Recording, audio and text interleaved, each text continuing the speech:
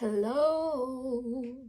You haven't seen me in a while, and I'm here to give you a book haul because my husband has gotten into books, which means that I can be like, can I also get a book? And then, and some of the books that he bought, I'm also interested in. Yeah, but I'll wait, let me show the husband's books first. I only have like two, but yeah. I'll show the husband's book first. Some of them I think he's read like one, but let me just show the book haul. Um, is this all of it? How many do we have actually? 1, 2, 3, 4, 5, 6, 7, 8. We got 8 books.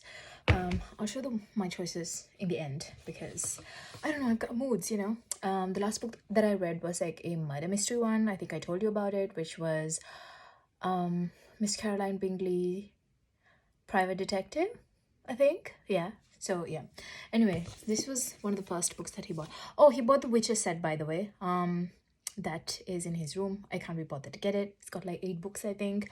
Yeah, it's the books which inspired the game, I believe, which inspired the TV series. So yeah, we got this one, which is If He Had Been With Me by Laura Nolan. It's about, I think this is like childhood friends to lovers, but I do know the ending is so yeah, there is a second book of this. I cannot remember the name, but he did not buy it because it is just in the perspective. This is from the perspective of the girl, and the next book is from the perspective of the guy. And the ending of this was, you know, so yeah, he did not buy the second book, even though it was available. I think then we have another 2 books, which is it's like a duology, I believe. Letters to the Lost by Bridget Camera, yeah. And then More Than We Can Tell. So girl, what is this about? Okay, I know this one. I know what this is about. It's basically like this girl, her mother has passed away. She used to write letters to her mother all the time, but after she passed away, she started writing letters and leaving them at her grave. And this guy, he's doing he's doing community service, doing landscaping at the local cemetery. And then he finds the letters and he reads them. And then he's also writing letters back. And yeah, that's about that one. So I genuinely thought this was like the second book of it, but I think this is like a spin-off, I believe. Yeah. It's about a guy named Rev and a girl named Emma, and virtual reality gaming, and like they meet that way. So yeah, I'm not I'm not particularly interested in all those 3 books, but okay. This one I might read though. This one has been on my list. This is Love and Other Words by Christina Lauren. So yeah, it's also like a romance kind of story. Um, yeah. Okay. So hmm. Okay, you got Maisie Sorensen, who is like, oh, she's working as a resident, and she's planning to marry, but then she runs into her like first love, like childhood first love, and they were going to be like together forever, but then that didn't work out, and then like when they meet again, she gets reminded of like all the good times that they had, and God knows what's gonna happen. Um, we know what's gonna happen. They're gonna end up together. So yeah, and then this one sounds interesting, and it's not very normal. It's Nothing Grows by Moonlight by Torberg Nederias. It's like a Norwegian book, which is interesting. Um, oh yeah, I did read the synopsis of this. Basically, this guy is drawn to this lady who is at a train station, and then he starts talking with her, and he realizes and she tells about her story, about her about her love affairs that she's had. Like it's a bit of like unrequited, there's abuse and all sorts of stuff like that. I think this is like a Norwegian author. Yeah, no, Norway. Yeah, is Norway Norwegian? Anyway, that's the book. And then the last book that he got was Every Summer After by Carly Fortune. I know she's a really good author, and this book is like highly rated, so it might be really good. I don't know. On the main character's name is Persephone Fraser. Okay. Um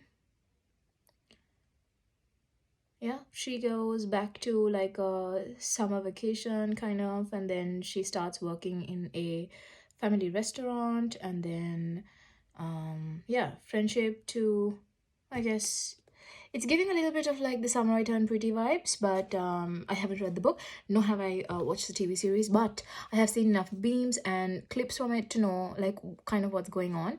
And yeah, this sounds like that. It might be good, like a good summer read. The books that I chose are the complete opposite of what he chose. Everything he chose is like basically like romance and, you know, kind of light reads because he's getting back into reading. So actually, no, he has never read like properly. So anyway, the first book I chose was fucking No Vision Wood by Murakami. I was really interested, and we were in this awesome like what was it, North Melbourne bookshop, and it was so like quaint, and it had all the like non-mainstream books, you know. They had Elena Ferrante, they had Lessons in Chemistry, which is kind of mainstream, but you know, they had all the Murakamis, they had all the Kazuo Ishiguros. Yeah, it was there were a lot of good books, and I love that place. I wish we could go there again.